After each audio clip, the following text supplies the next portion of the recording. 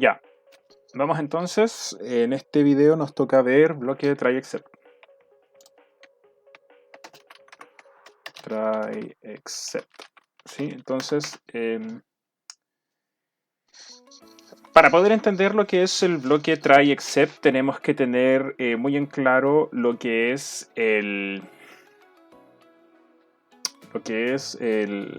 una excepción y un error. ¿Ya? Vamos a ver. Cuando yo tengo código que hace lo que tiene que hacer, como por ejemplo esto, ¿sí? No hay absolutamente ningún problema. ¿Ya? Sin embargo, cuando yo tengo código que se encuentra en alguna línea con algo que no puede hacer, como por ejemplo esto, ¿sí? Entonces se genera una excepción.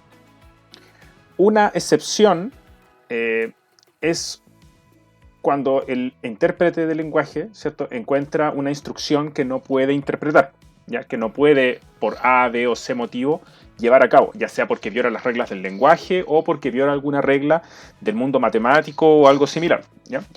Si la excepción no es manejada, la excepción deriva en un error. ¿Ya?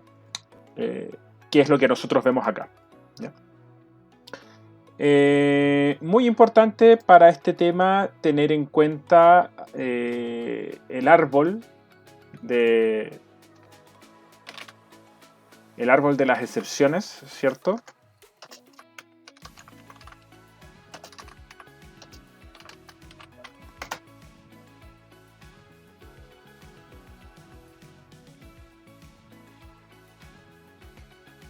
Que el segundo es este que está acá, me sirve, ¿sí?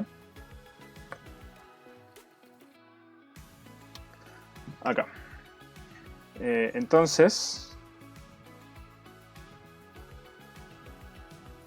observe por favor, usted va a poder ver, estas son las excepciones que se manejan, no todas evidentemente, creo que son la gran mayoría. Estas son las excepciones que se generan dentro de Python, ¿ya? Todas las excepciones derivan de una excepción que es la excepción base, que es la excepción más grande, ¿ya? De la excepción base deriva el keyboard interrupt, que es cuando usted presiona el control C, y la excepción, que es la que contiene todos los errores de otros tipos. ¿Ya? Después de eso tenemos errores de atributo, errores aritméticos, ¿cierto? El error aritmético deriva en error de punto flotante, error de overflow, que esto es por tener un número muy grande, zero division error, que es por dividir por cero, ¿cierto? Aquí hay otros errores como por ejemplo el stop iteration, ¿cierto? Que es porque una iteración no se detuvo, o el index error, que es cuando intentamos buscar un índice que no existe, ¿cierto? Hay montones de errores, ¿ya? Cada uno para un tipo específico de cosa que el intérprete de datos no puede hacer. Entonces, por ejemplo, si nosotros vamos al zero division error, observe. ¿Sí? Si yo voy al zero division error, observe que, ¿cierto? Al momento de yo hacer la división, ¿cierto? Me dice zero division error, ¿cierto? No puedes dividir por cero. Ahora, yo puedo manejar esta excepción, ¿cierto? Para que no ocurra este error, ¿cierto? Y se refleje otro mensaje o otro código en lugar de que se maneje la excepción y salte el error, ¿cierto? Y eso lo puedo hacer con el bloque try except. Entonces, observe que ahora, si yo hago esto,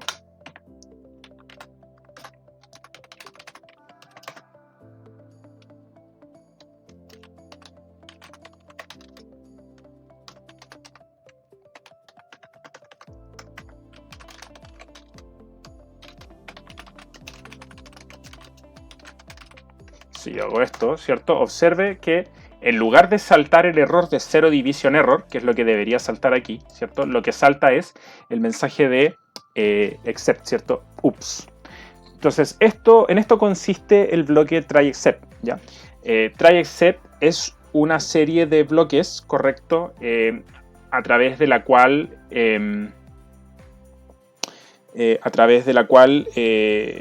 yo pruebo ejecutar un código acá, ¿cierto? En bloque try, ¿cierto? Voy a intentar ejecutar un código y si ese código se ejecuta bien, entonces, chuta, genial, ¿cierto? No va a ocurrir nada. Observe.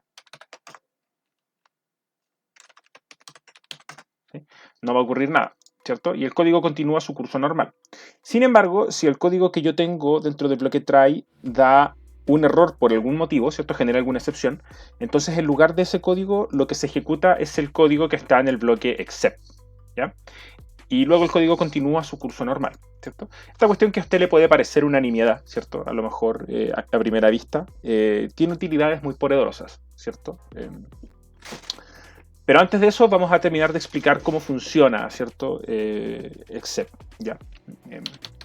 Primero vamos a decir que except maneja la excepción en cuanto se encuentra el primer bloque que coincide con ella, ¿cierto? Y cuando digo el primer bloque que coincide con ella, lo que quiero decir es que puedo tener múltiples bloques que intenten detectar errores, ¿sí? Por ejemplo, observe, yo voy a tener aquí un except zero division error y abajo voy a tener un except name error.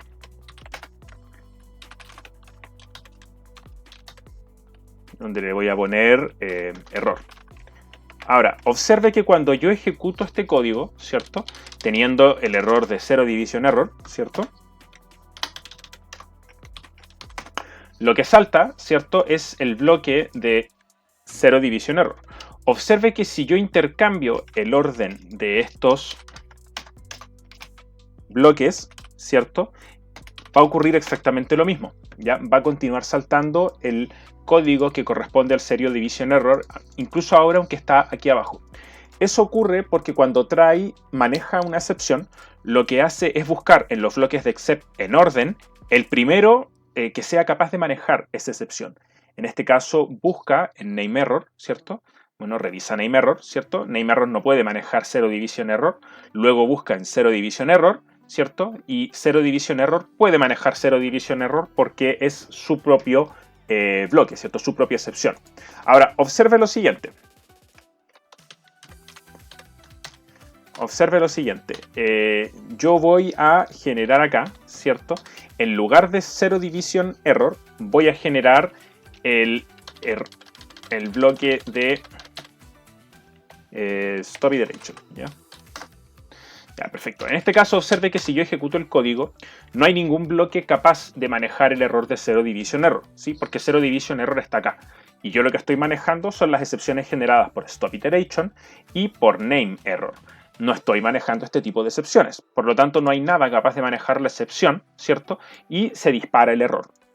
Ahora, precisamente por este tema, generalmente lo que se recomienda como buena práctica es que al final de todos los bloques, ¿cierto?, se agregue un bloque de except, ¿ya?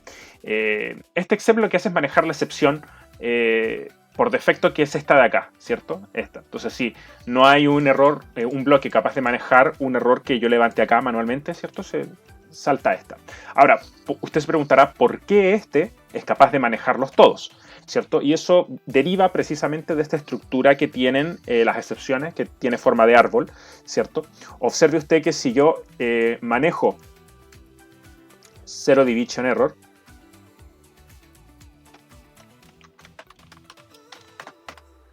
¿cierto? Y le pongo aquí print error en división por 0, ¿cierto? Y acá pongo otro error.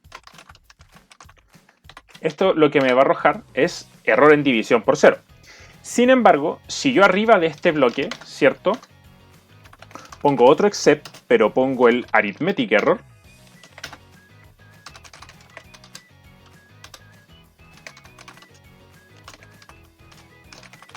con error matemático, ¿cierto? Lo que va a ocurrir ahora es que no me va a decir error de división por 0, me va a decir error matemático, ¿cierto? ¿Por qué?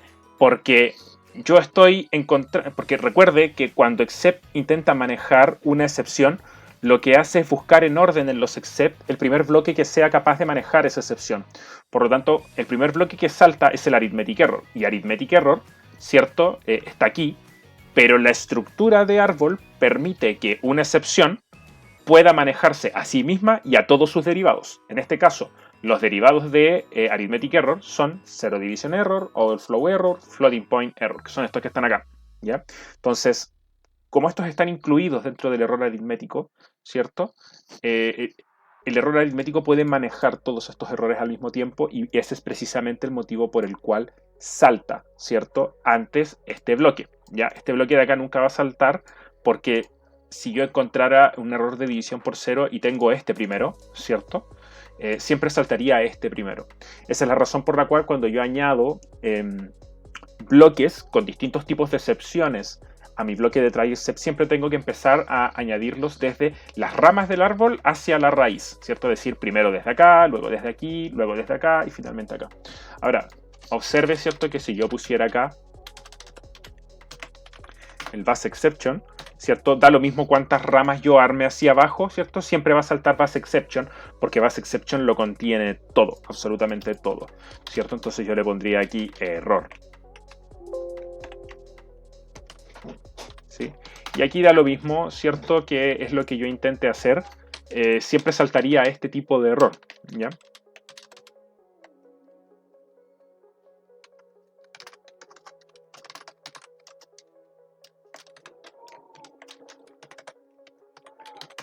¿Sí? Siempre saltaría este tipo de error, ¿ya? Entonces, bueno, con esto nosotros manejamos las excepciones, ¿cierto? Recuerde, siempre tiene que empezar a añadirlas desde las ramas hacia la raíz, ¿ya? Y esto me permite a mí añadir mensajes personalizados, ¿cierto? Para poder yo, digamos, como ir pensando en cuáles son los errores que puede cometer el usuario, ¿ya? Por ejemplo, errores de conversión, ¿cierto? Que son los más comunes, ¿ya? Cuando el usuario tiene que ingresar por algún motivo una letra, ¿cierto? Y un número, ¿cierto? Y en lugar de eso ingresa una letra, ya que eso me genera el value error, entonces eso me permite a mí, sabiendo cuál es el error que se puede cometer, ¿cierto? Ir personalizando mensajes de error, ¿ya? Entonces, observe lo siguiente, ¿ya? Observe lo siguiente. También esto lo podemos combinar, ¿cierto? Lo podemos combinar con lo siguiente, ¿cierto? Lo podemos combinar con assert. Primero déjame terminar de explicarle la estructura de try except antes de que veamos assert. Try except, ¿cierto?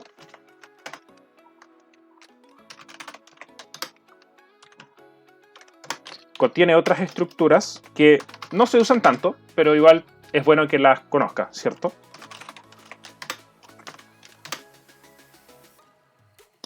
Observe que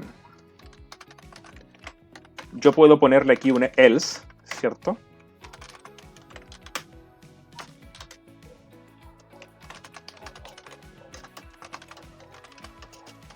Que es un mensaje si todo sale bien, ¿cierto? No, ese es el final, ¿cierto? Es un mensaje si es que el código sale bien, ¿cierto? Acá, ¿cierto? Es mensaje si todo salió bien. Si el código sale bien, ¿cierto? Me tira, además del try, ¿cierto? La confirmación del else, ¿sí? Si el código, por otro lado, sale mal, ¿cierto? Que es lo que estábamos viendo nosotros acá, ¿sí? Si el código sale mal, ¿cierto? Entonces el else no aparece. Ya este es como un condicionante. Si esto se ejecuta bien, entonces el else también se va a ejecutar, ¿ya? Antes de que termine el bloque de try except. Lo otro que yo puedo poner es un finally.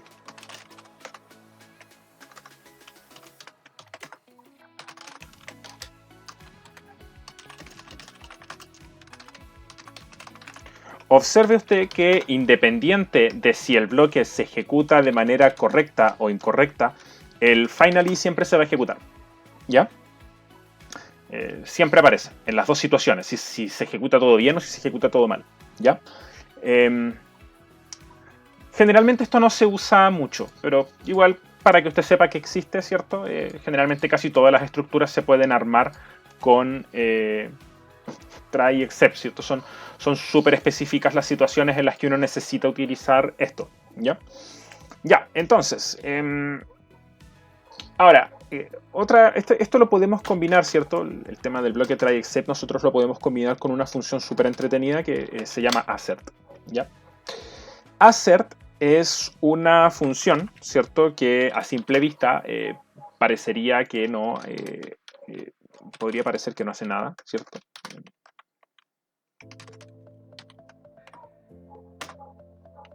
Sí, no, deme un segundo. Es que esto no lo puedo tirar a la pantalla porque no funciona ya. A ver. Ya sé, deme un segundo.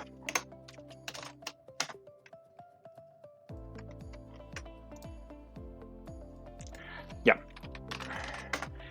Observe. Yo voy a hacer un assert, ¿cierto? Sobre true. ¿Ya? Entonces, a simple vista, parecería que esto no está haciendo nada. ¿Ya? De hecho, yo podría tirar un assert sobre una letra, podría tirar assert sobre un número, como por ejemplo 7, ¿cierto? Y en estos casos, parece que no hace nada, ¿cierto? Absolutamente nada.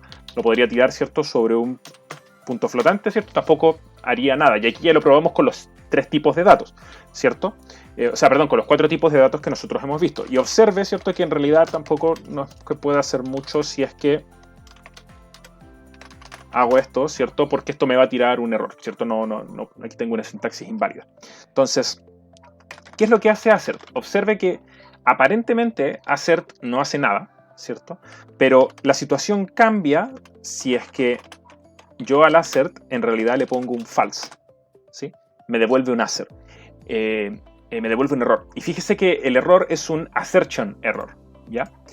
Observe que esto también va a ocurrir en otras situaciones específicas, como por ejemplo, si yo le tiro una cadena y esa cadena está total y absolutamente vacía, o si es que yo le entrego un 0. Assert es una cláusula que va a devolver, ¿cierto? Va a hacer una comparación lógica o va a devolver un valor, ¿cierto? Y ese valor va a ser una excepción en estas 3 condiciones. Si es que lo que yo le estoy entregando o lo que le estoy entregando a la función es false, ¿cierto? Es una cadena vacía o es un 0. ¿Para qué me sirve esto, cierto? Para yo poder hacer aseveraciones, ¿cierto? Por ejemplo, yo tengo un número, ¿sí? Un número X, que es 10, y yo quiero saber si X se encuentra en el rango de 1 a 10, ¿cierto? Entonces, de 1 a 10, perdón, ahí, ¿cierto? Entonces, evidentemente esto me va a tirar true, ¿cierto? Pero puede que yo necesite que esto no me levante un true, sino que un true o un false, ¿cierto? Que si 10 valiera 100, ¿cierto? Esto sería false, ¿ya? Pero puede que yo no necesite que esto me levante un false, sino que lo que necesito es que me levante un error. Entonces, yo puedo hacer esta misma aseveración, ¿sí?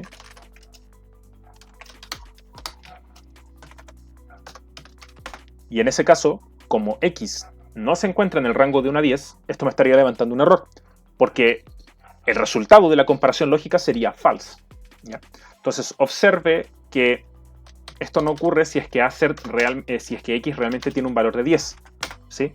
Ahí no hay un error, porque X realmente se encuentra dentro del rango que yo estoy preguntando, ¿cierto? Por lo tanto, esta comparación lógica me devuelve un true, ¿ya? Esto a mí me permite hacer o simplificar una serie de cosas, ¿cierto? Que me van a permitir trabajar mucho mejor las verificaciones de datos, ¿ya? Recuerde usted que nosotros para poder, por ejemplo, pedirle al usuario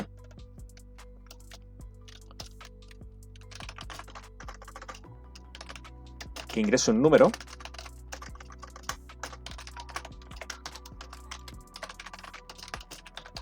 ¿cierto? Y verificar que este número efectivamente es un número, ¿cierto? Teníamos que hacer una serie de condiciones, ¿cierto? Es decir, teníamos que tomar esto y si número, ¿cierto?, era un dígito, entonces ejecutábamos la conversión, ¿cierto?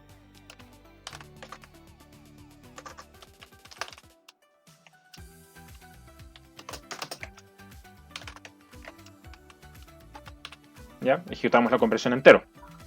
Y si además de eso yo necesitaba que el número estuviera en un cierto rango, ¿cierto?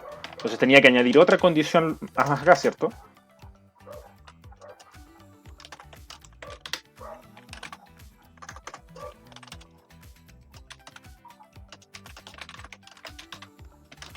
¿sí? Y con eso iba ampliando, ¿cierto? Según lo que yo necesitara hacer. Entonces, observe que esta estructura, que puede ser súper complicada, ¿cierto? Si es que yo le voy añadiendo más y más condiciones, ¿cierto? Se puede simplificar mucho si es que yo hago un assert, ¿cierto? Que yo puedo decirle num input, ¿cierto? Por favor, ingresa un número entre 0 y 10, ¿sí? Y ahora, en lugar de hacer toda la colección de controles de flujo, ¿cierto?, que yo necesito, y conversiones que necesito para manipular el dato y saber si efectivamente el usuario me ingresó lo que me tenía que ingresar, yo voy a meter esto dentro de un try, ¿sí? E inmediatamente después voy a hacer un assert, ¿cierto? ¿Y cuál va a ser ese assert? El assert va a ser que int num, ¿cierto? O incluso para hacer la conversión al tiro, ¿cierto? Puedo hacerlo acá. Entonces, la conversión va a ser que, la aseveración va a ser que assert, ¿cierto? Se va a encontrar en el rango entre 0 y 11, ¿cierto? Y aquí abajo puedo hacer las excepciones y de hecho puedo hacer excepciones personalizadas, ¿ya? Si es que tengo un value error, ¿sí? Entonces print solo puedes ingresar números.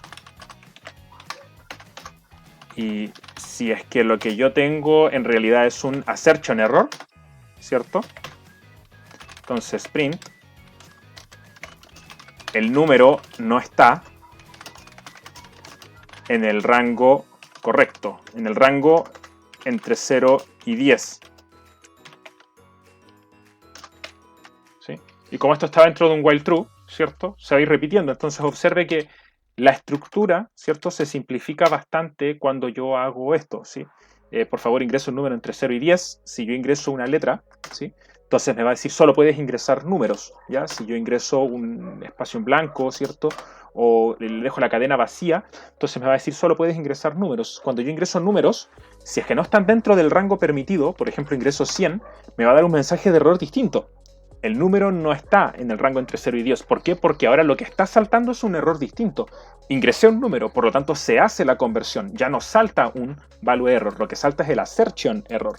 Por lo tanto, esta falla entrega un mensaje de error distinto, ¿ya? Y aquí, efectivamente, bueno, me dice que el número no está en el rango entre 0 y 10, ¿sí? Esto, evidentemente, estaría capturando aquí casi todos los errores que yo podría incluir, excepto la interrupción por teclado, me parece que es la única que podría a lo mejor no salir, que es cuando yo aprieto Control C, ¿cierto? Que observes el keyboard interrupt, ¿cierto? Entonces, eso finalmente yo lo podría manejar con un except base exception, ¿cierto? Donde yo podría poner print error desconocido, ¿sí? Entonces, en ese caso, observe que si yo intento aquí interrumpir la ejecución con Control C, ya no puedo detener el ejecutor del intérprete de lenguaje, ¿cierto? Y lo que me dice es simplemente error desconocido. Entonces, en este momento yo no podría, ¿cierto?, detener este loop, ¿ya? Entonces, aquí, ¿cierto?, tenemos cómo se manejan los errores, ¿cierto?, para poder ir entregando mensajes personalizados y, bueno, usted ya pudo ver, ¿cierto? Es bastante útil y bastante poderosa. Esta forma para poder hacer la validación de los datos es, yo creo, a juicio mío, es la más óptima que hay dentro de Python, ¿cierto? Para poder asegurarnos que cuando necesitamos pedirle un dato al usuario, el usuario nos entregue específicamente lo que nosotros necesitamos, ¿ya? Importante, ¿cierto?, recordar que si va a añadir un bloque de except, tiene que ser el último, ¿ya? Y que las ramas tienen que ir en orden, ¿cierto? Primero agregue las ramas, ¿cierto?, más superiores y después se va desplazando hacia la raíz. Ya, eso es todo entonces. Nos estaríamos viendo en las clases presenciales y en el siguiente video.